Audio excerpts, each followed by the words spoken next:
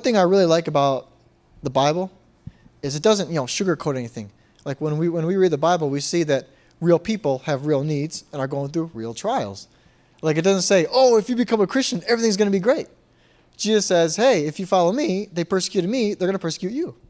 Don't think you're any better than me, because you're not. And it's like, ooh. And then we even see here, they're really having it hard. And we see there are really good things about following God. We read in the Bible how people obtain promises that were impossible. We see how people quench the power of fire, how they shut the mouths of lions, how people rose back from the dead. We see how people have done miraculous signs, like against all odds, they escape the edge of the sword. They perform miracles, healings, signs and wonders. They've done so many great things. People even rose back from the dead. Those are like really great benefits of being children of God, of being His people. But then we read that there's there's two sides of the same coin. There's other things that they also had to endure. Some people were tortured and they were not allowed to be released. Some people were persecuted, like they were beat up, they were mocked, they were outcast, they were ostracized. Some people were stoned, they were killed, they were put to death with a sword, they were beheaded, they were sawed into two pieces. There's been a lot of hard things done against the people of God. They hid in deserts and mountains and holes in the ground.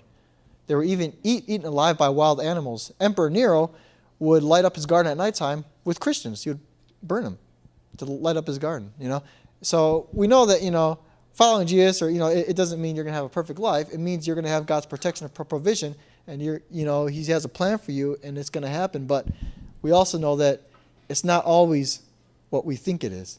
So blessing is not always monetary abundance, so to say.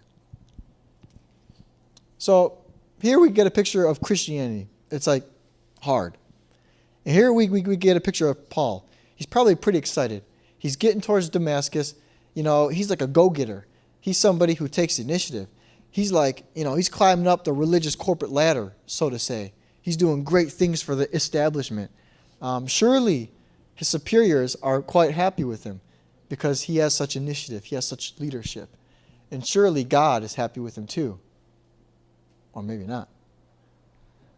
We're going to continue on. Acts chapter 9, verse 3 through 9. As he neared Damascus on his journey, suddenly a light from heaven flashed all around him.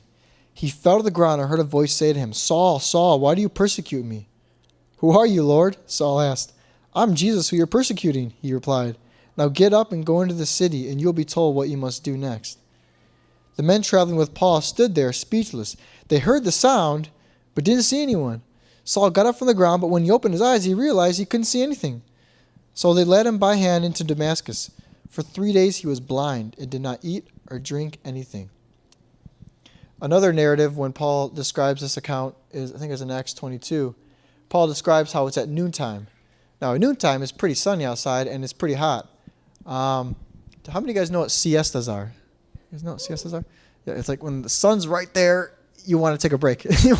you take a quick nap. You get a little munchies and you take a nap because it's hot. You don't want to get a heat stroke. You don't want to get burned. You don't want to get too tired. It's too bright, And I mean, it's a hot time of the day. This is like siesta time. So he's like walking around, and it's like at high burn time for us. Caucasians, we burn at burn time, at noon time. So it's pretty hot. It's pretty bright. And he gets this flashlight that's flashing all around him. And we know that this flashlight is, as he describes, I think it's in chapter 26, Paul gives us another account of this. He says that this flashlight was brighter than a noonday sun. That's pretty bright. So he falls to the ground, and then he hears Jesus speak to him. Why are you persecuting me? Now, I found this interesting, maybe you guys too. Do you guys find anything awkward about that? Other than the fact that like a dead man is speaking out of a ray of light in an audible voice. Do you guys find anything awkward about that? What? Yeah. Yeah. Good. I find it awkward because like, why is Jesus saying like you're persecuting me? First it's like you are persecuting. Why are you persecuting me? Who are you? You're Jesus. I'm Jesus. Oh, you do exist. Oops. You are real. And it's kind of like, oh, well, technically I'm not persecuting you. I'm persecuting them. But an interesting thing we see when we read the Bible is that God, and this is very interesting. You never see this in any other religion in the whole world. As far as I know. And when, as far as I know from all the pagan religions, I don't see this either. But, from old. God, in a very interesting way, in a very intimate way, he identifies himself with people. Like that's weird. Like usually you got this God up here, this supreme power, and you got people in here who they serve. But God doesn't do that. He says, in a very interesting way, he identifies himself with people. And Jesus also taught the same concept. Jesus gives a parable about the wicked and the righteous coming before him on the day of judgment. And the righteous come to him, and he says, enter my rest. Enter the kingdom of God. For when I was hungry, you fed me. When I was thirsty, you gave me a drink. When I was a stranger, you invited me in. When I was naked, you clothed me. I was sick, you visited me. I was in prison, you came. Lord, when did we see you thirsty, or hungry, or a stranger, or naked, or sick, or in prison? And Jesus says, to the extent you did it to the least of these, to the least of your fellow man, your fellow woman, to the extent you did it to the least of these, you did it to me. Oh. And then the wicked come, and he says,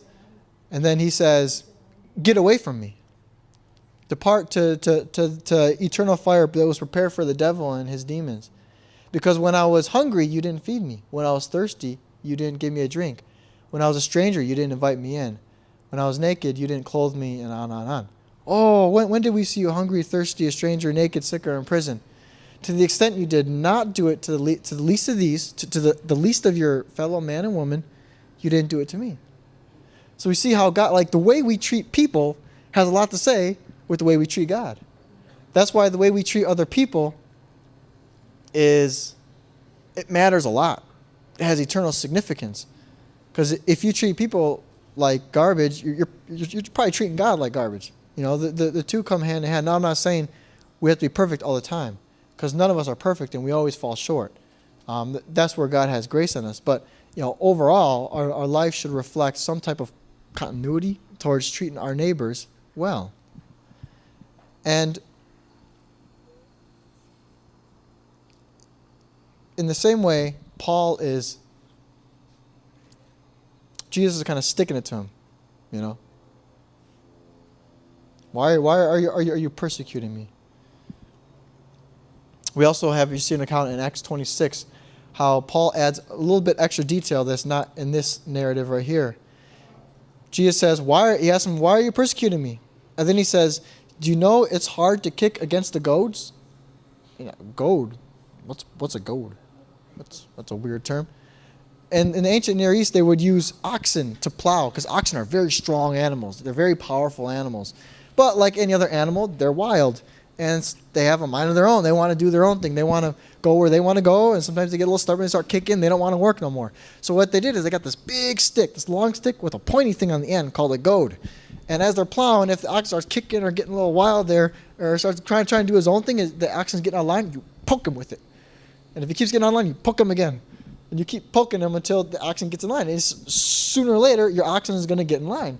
Although the oxen is stronger than you, more powerful than you, he submits to you. So in the same way, as the oxen starts kicking around, trying to do his own thing, and you're trying to get your work done, you poke him. If the thing keeps fighting against you, and you keep poking him, the oxen's only hurting himself. And Jesus is saying, Paul, you're kicking against the goads here. You're only hurting yourself. You're not doing anyone any favors here. You're only hurting yourself.